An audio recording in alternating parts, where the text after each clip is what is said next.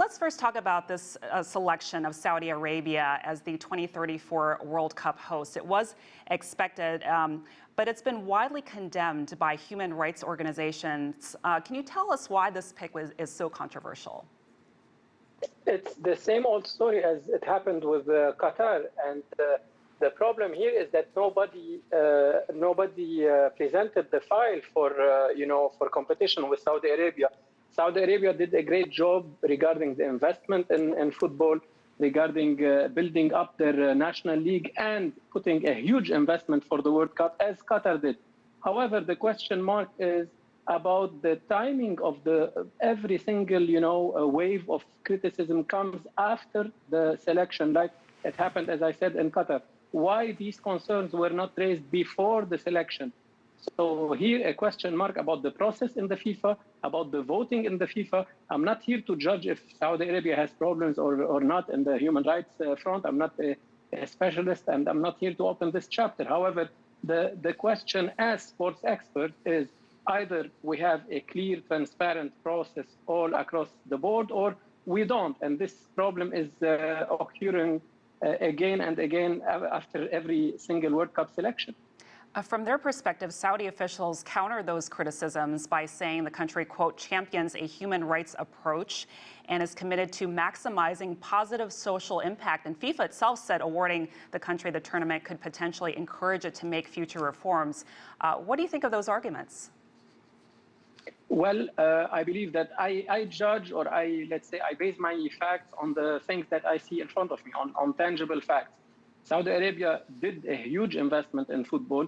I don't want to criticize the political agenda or the human rights, because here, between brackets, I would like to ask, all the countries who hosted the World Cup or the Olympic Games are champions in every single domain in the world. I don't want to name countries, but we had many events, global events, such as the World Cup, such as the Olympic Games, hosted by countries who have, conflicts, war, and half the world had problems with them. So I don't want to judge this side. I'm going to judge the football side, the sporting side of it.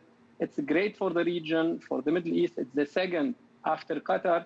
And if FIFA really wants to spread the football all around the globe, as they say, they want to do one of their biggest objectives, it's a good thing to do. However, in the meantime, just to go back to the first point that I made, if there's a problem in the voting system or in the decision-making in FIFA, the members should address this before coming to big occasions like awarding the World Cup. There's around 200 members in the FIFA, more than the members in the United Nations. They should address this. It's almost ridiculous after every single event, such as awarding the World Cup, we have the same accusations again, be it for Saudi Arabia or Qatar, or even back then in Argentina, let's say in '78. So they have to work on their own proper arrangement inside the house of FIFA. Let's talk more about the sport itself and the role of the Gulf region in football. We have Saudi Arabia now, for example. Also, Qatar hosted the World Cup back in 2022. So how do you see the role of the region expanding in the sport beyond the traditional players like in Latin America and Europe, for example?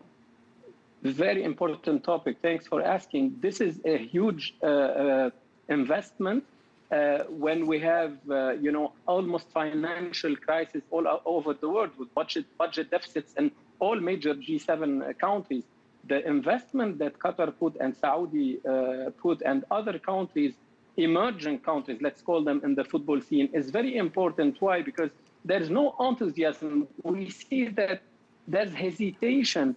The proof is nobody put forward the file for hosting the World Cup 2034.